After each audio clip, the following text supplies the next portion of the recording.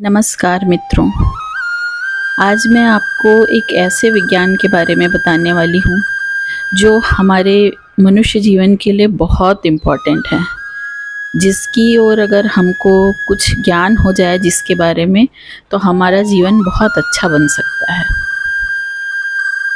मानव शरीर में 5 ज्ञानेंद्रियाँ हैं: आँख, कान, नाक, जीभ और त्वचा। इनमें से नाक हमारी एक महत्वपूर्ण ज्ञानेंद्रिय है, क्योंकि इसके द्वारा हम प्राण वायु ग्रहण करते हैं।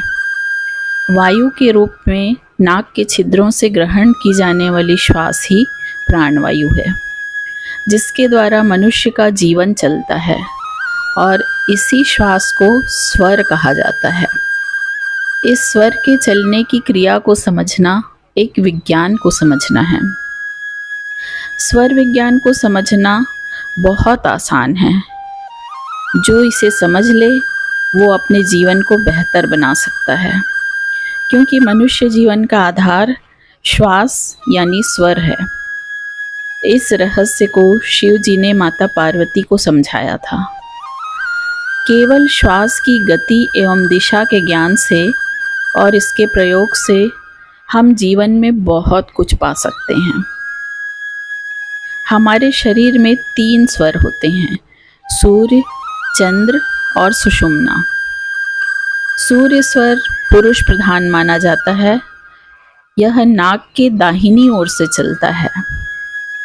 यह पिंगला नाड़ी में होता है और यह शिव स्वरूप है। चंद्र स्वर स्त्री प्रधान है। यह बाईं तरफ से चलता है। यह ईड़ा नाड़ी में स्थित रहता है। यह शक्ति अर्थात पार्वती रूप है।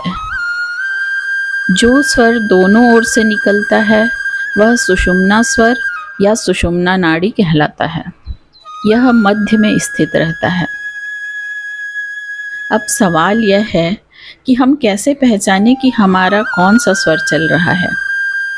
शांत मन से बैठ जाएं और अपने हाथ को नाक के छिद्रों के आसपास ले जाएं और श्वास को बाहर की ओर फेंकें। जिस ओर से तेज सांस चल रही होगी, यानी सांस का प्रवाह जिधर तेज होगा, वही स्वर उस समय चल रहा होता है। दूसरा तरीका यह है कि नाक के छिद्रों के नीचे छोटा सा आईना रखें और श्वास को जोर से बाहर फेंकें। जिस तरफ के छिद्र के नीचे कांच पर, आईने पर भाप सी दिखाई दे, वही स्वर चल रहा होता है। वैसे तो स्वर विज्ञान इतना डीप है कि इसके बारे में जितना जाने उतना कम है। हमारे ऋषि मुनियों ने इस पर बहुत अनुसंधान किया, बहुत रिसर्च किया। आज भी आयुर्वेद स्वर विज्ञान पर ही आधारित होता है और उसी का पालन करता है। आज मैं आपको आज के समय में काम आने वाले स्वर विज्ञान से संबंधित कुछ जरूरी टिप्स देना चाहती हूँ। सूर्योदय के समय से दिन और रात में बारी बारी से बाईं श्वास और दाहिनी श्वास चलती है। जब आप दिल से स्माइल करते हैं तो आपकी लेफ्ट नॉस्ट्रल यानी चंद्र नाड़ी एक्टिवेट हो जाती है, पर जब आप लॉजिकल माइंड से सोचते हैं तो राइट नॉस्ट्रल यानी सूर्य नाड़ी एक्टिवेट होती है। अगर आपको कोई फिजिकल वर्क करना हो तो राइट नॉस्ट्रल को एक्टिवेट करके करें। इससे कम मेहनत में आपका काम हो जाएगा। पर्स में पैसे रखते समय आपकी चंद्र नाड़ी एक्टिवेट होनी चाहिए। शॉपिंग करते समय या कैश विड्रॉल करते समय अगर आपका सूर्य स्वर चल रहा है तो आपके खर्चे बढ़ जाते हैं, और बायां स्वर चलने से सेविंग होती है।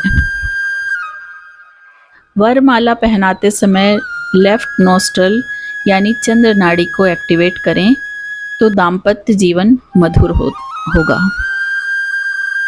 अगर आपका सिर दर्द हो रहा है तो आपकी जिधर की श्वास चल रही है उसे चेंज करके आप दूसरी ओर की श्वास को एक्टिवेट करें।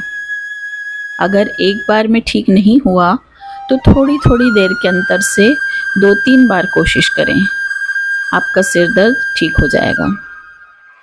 अगर गर्मी की वजह से आपके सिर में दर्द हो रहा है तो चंद्र नाड़ी को एक्टिवेट करें, तो आपको कुछ शीतलता मिलेगी। अगर आप किसी ठंडी जगह पर हैं और आपको बहुत ठंड लग रही है तो राइट नॉस्ट्रल यानी सूर्य नाड़ी को एक्टिवेट करें, इससे ठंड कम लगेगी। इसी तरह अगर आपको अधिक गर्मी लग रही है तो उसका ऑपोजिट यानी लेफ्ट नॉस्ट्रल को चंद्र नाड़ी को एक्टिवेट करें, तो गर्मी कम लगेगी। सुबह सोकर उठते ही सूर्य नाड़ी को एक्टिवेट करें या उस समय उठें जब आपका सूर्य स्वर चल रहा हो। इससे आप दिन भर एनर्जेटिक बने रहेंगे। अगर आपका ब्लड प्रेशर लो हो गया है तो चंद्र स्वर को बंद करके दाहिने स्वर को एक्टिवेट करें, आपका बीपी बैलेंस हो जाएगा। स्वर विज्ञान को समझने और बताने के लिए बहुत कुछ है। इसका पालन कर हम स्वस्थ रह सकते हैं। पर ये थे कुछ ज़रूरी टिप्स, बाकी की बातें हम फिर कभी करेंगे।